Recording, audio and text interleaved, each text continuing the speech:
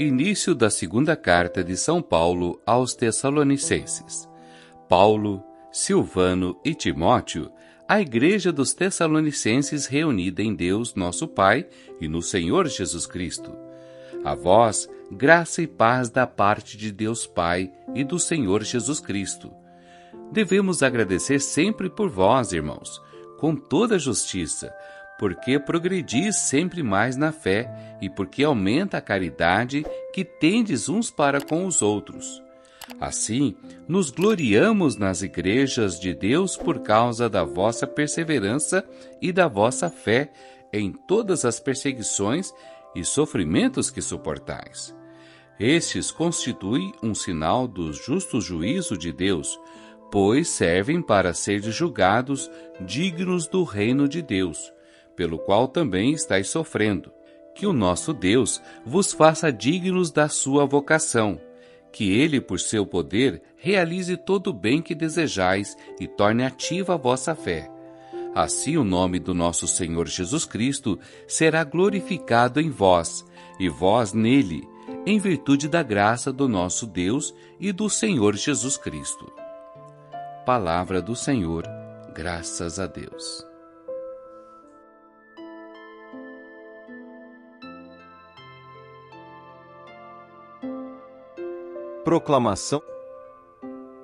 Proclamação do Evangelho de Jesus Cristo segundo Mateus. Glória a vós, Senhor. Naquele tempo disse Jesus: Ai de vós, mestres da lei, fariseus hipócritas! Vós fechais o reino dos céus aos homens, vós, porém, não entrais, nem deixais entrar aqueles que o desejam. Ai de vós, mestres da lei, fariseus hipócritas! Vós percorreis o mar e a terra para converter alguém. E quando conseguis, o tornais merecedor do inferno, 2 vezes pior do que vós. Ai de vós, guias cegos! Vós dizeis: se alguém jura pelo templo, não vale, mas se alguém jura pelo ouro do templo, então vale. Insensatos e cegos! O que vale mais, o ouro ou o templo que santifica o ouro? Vós dizeis também: se alguém jura pelo altar, não vale, mas se alguém jura pela oferta que está sobre o altar, então vale. Cegos! O que vale mais, a oferta ou o altar que santifica a oferta? Com efeito, quem jura pelo altar, jura por ele e por tudo o que está sobre ele. Quem jura pelo templo, jura por ele e por Deus que habita no templo. E quem jura pelo céu, jura pelo trono de Deus e por aquele que nele está sentado. Palavra da salvação.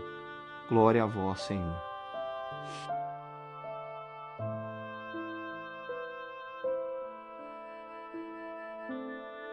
Queridos irmãos e irmãs em Cristo, imaginem-se caminhando por um campo vasto e aberto.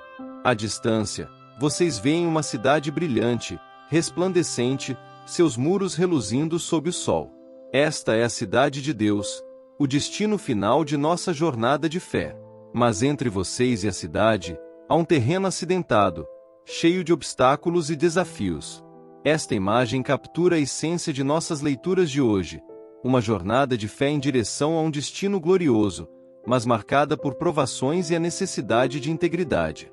Na primeira leitura, Paulo se dirige aos Tessalonicenses com palavras de encorajamento e gratidão. Devemos sempre dar graças a Deus por vós, irmãos, ele escreve. Que belo começo! Paulo reconhece o progresso espiritual desta comunidade, notando como sua fé está crescendo e como o amor entre eles está aumentando. Mas observem, Paulo não está falando de uma fé fácil ou de um amor sem custos. Ele menciona especificamente todas as perseguições e tribulações que suportais. A jornada de fé dos Tessalonicenses não era um passeio no parque. Eles enfrentavam oposição, talvez até perigo físico, por causa de sua fidelidade a Cristo. Isso nos faz refletir: como reagimos quando nossa fé é testada? Quando enfrentamos ridicularização por nossas crenças, quando nossas convicções são desafiadas, quando o caminho se torna difícil, permanecemos firmes. Paulo vê essas tribulações não como punição, mas como prova da justiça do julgamento de Deus, tornando os tessalonicenses dignos do reino de Deus, pelo qual também sofreis. Que perspectiva radical! As dificuldades que enfrentamos por causa de nossa fé não são obstáculos a serem evitados, mas oportunidades de crescimento e refinamento. São como terreno acidentado em nossa jornada para a cidade celestial, desafiador, sim, mas parte essencial do caminho que nos leva mais perto de Deus.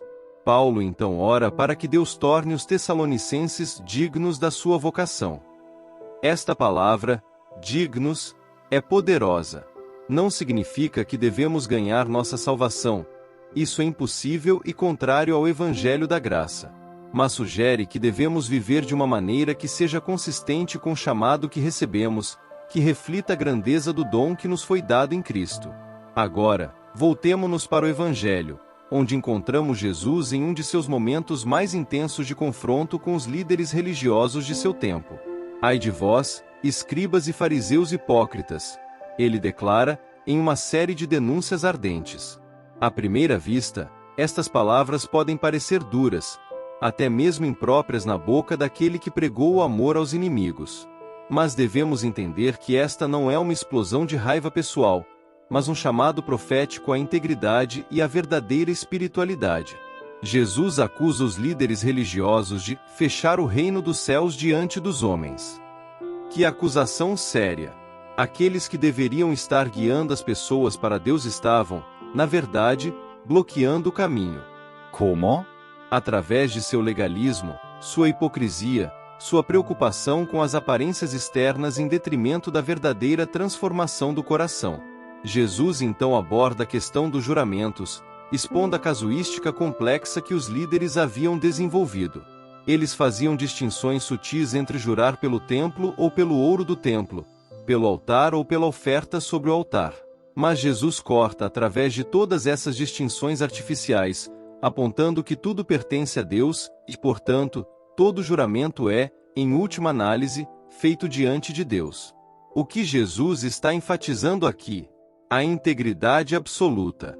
Ele está dizendo, em essência, que o seu sim seja sim, e o seu não seja não ponto. Não deveria ser necessário elaborar juramentos complexos para garantir nossa veracidade. Nossa palavra deveria ser suficiente, porque nosso caráter deveria ser íntegro. Então, como aplicamos estas leituras à nossa vida hoje? Primeiro, somos chamados a uma fé resiliente.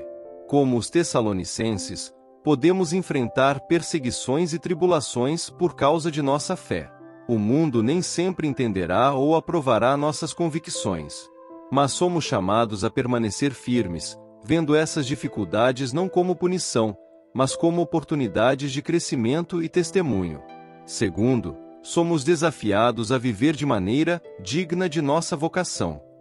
Isso significa alinhar nossas ações com nossas crenças, vivendo de forma que honre o chamado que recebemos em Cristo. Não para ganhar a salvação, mas em resposta grata ao dom que já recebemos. Terceiro, somos chamados à integridade absoluta. Num mundo onde a mentira muitas vezes parece ser a norma, onde as meias-verdades e os jeitinhos são frequentemente aceitos, somos desafiados a ser pessoas de palavra, cuja vida é marcada pela honestidade e transparência. Quarto, devemos estar atentos para não nos tornarmos como os fariseus que Jesus criticou, tão preocupados com as regras e aparências externas que perdemos de vista o coração da fé. Nossa espiritualidade deve ser autêntica, centrada no amor a Deus e ao próximo, não em um legalismo vazio. Finalmente, somos chamados a ser porteiros do reino, não bloqueando o caminho para os outros, mas convidando-os a entrar. Nossa vida deve ser um testemunho atrativo da realidade do amor de Deus, não um obstáculo que afasta as pessoas da fé. Meus queridos irmãos e irmãs, a jornada de fé que empreendemos não é fácil. Como o terreno acidentado em nossa imagem inicial, enfrentaremos desafios e dificuldades. Mas o destino, a cidade celestial, o reino de Deus, vale cada passo dessa jornada. Que possamos, como os tessalonicenses, crescer continuamente em fé e amor, mesmo em meio às tribulações. Que possamos viver com integridade, sendo pessoas de palavra, cujas ações refletem consistentemente nossas crenças. e que nossa vida seja um convite aberto para outros se juntarem a nós nesta jornada rumo ao reino de Deus. Que a graça de nosso Senhor Jesus Cristo, o amor de Deus Pai e a comunhão do Espírito Santo estejam com todos vocês, fortalecendo-os, guiando-os e inspirando-os em cada passo do caminho. Amém.